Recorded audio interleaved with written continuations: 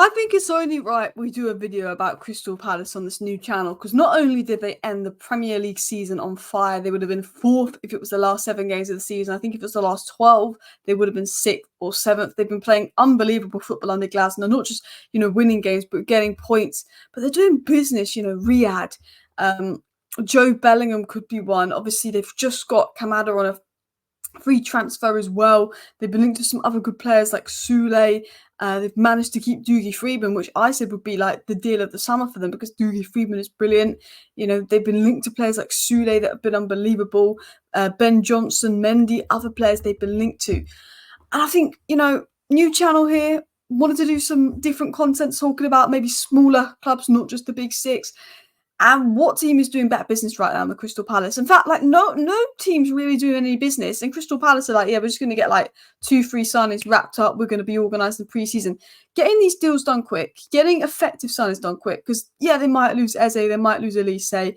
It's going to be a big summer for Crystal Palace. And I think they are expected someone to trigger Olise's 60 million release clause, and that will give them a bit of leniency to spend. But they're doing smart business. Adam Wharton recently as well. What a player he's been for Crystal Palace. I'm very jealous. I'm a big fan of Adam Wharton already, and I'm a Manchester United fan. And I've been saying lately, I'm so jealous of Palace and what Glasner's done in such a short period of time, and how good Olise is, and how good Eze is, and how good Wharton's been, and Matteta's been brilliant, and Mitchell, I think, had a really good season. I think Anderson at the back, very underrated player. Gay's a great player. And they've got this good manager in Glasner. They've managed to keep him amongst Bayern Munich interest. And they've got Riad, centre-back from Real Betis, on a deal. Bear in mind, he was a former Barcelona academy player. We're going to talk about him in a second. They're going to get Kamada on a 3, and he was unbelievable at Frankfurt under Glasner as well. A proper Glasner player, can play very well across the midfield, give you some good depth, and potentially if Eze goes, could fill that role. Even Jobe Bellingham. Now, Jobe Bellingham was a great player, and Jobe Bellingham could be a really, really good player. I do think because he's Bellingham's brother, he has a bit more hype around him, but also a good signing. Dougie Freedman. At the end of the day, if I was a Crystal Palace fan, I'd be like, well, look what Dougie Freedman's done. Wharton, Eze, Olise. I mean, Dougie Freedman in Championship side fines. I wouldn't be surprised if they went for maybe a Morgan Whittaker or something as well. He's very good at that. He's staying. So I now want to talk about Crystal Palace's transfers and why they're very good and why I think it's good business. We're going to start with the centre-back, Riad. I think this is one which is really clever. He's a left-foot centre-back, but he can play left back. He can play left centre-back, right centre-back, central centre-back. He can play anywhere in the back three. He's very versatile. I think he would push Klein maybe out of that right centre-back role despite being left-footed. We'll see.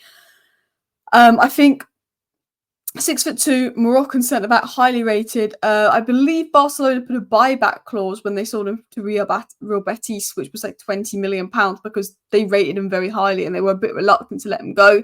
He was one of those where he wasn't ready to play at Barcelona, but he was one of those that we could bring him back. United had done that with Alvaro Fernandez, who probably would have been ready to play for us this season because Luke Shaw was injured all season. We've let him go to Benfica, bosh. But again, when I've watched this guy play, which isn't a load, I'm not going to lie, I watch a lot of Premier League football. I watch a bit of Championship football. I only really watch European games outside of the Premier League. I just watch way too much Premier League. I'll watch Wolves play Luton rather than Barcelona play Atletico Madrid. I should probably stop that. Just have a bit of Premier League love. But talented Barcelona Academy graduate. He's athletically very good. He's quick. He's 6'2". He's strong.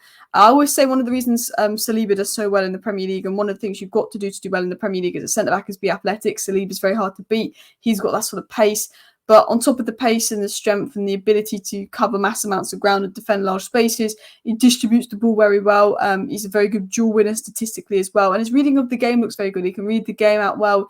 He can close down players well. He's good defensively. He can make good tackles, wins the ball back. Crystal Palace like good defensive players, but also on the ball. He's very good at playing out from the back, progressive passes, progressive carries. That's something you want in the modern game of football, and he seems press resistant. You can play out from the back. He's a Barcelona Academy player, of course. He's going to be taught that as well. But, defensive dual win rate at 78%, which is the highest amongst the Liga centre-backs.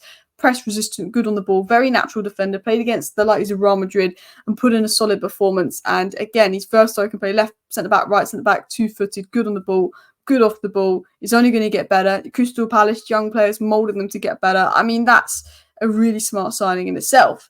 And it doesn't stop there. They've got a really smart signing for 14 million quid. Less than that, technically, because that was euros. And then they're going to get even smarter signing on a free. Now, I'm not going to act like I'm, watch loads of Lazio and Kamada and all of that. But I watched Frankfurt. I watched Frankfurt's Europa League run. And yeah, he was class. And he's been class under Glasner. And he's a player, when I think of him, I think technically secure, versatile, clever, good vision. Intelligent player, can read the game well, can play those passes to break down those lines.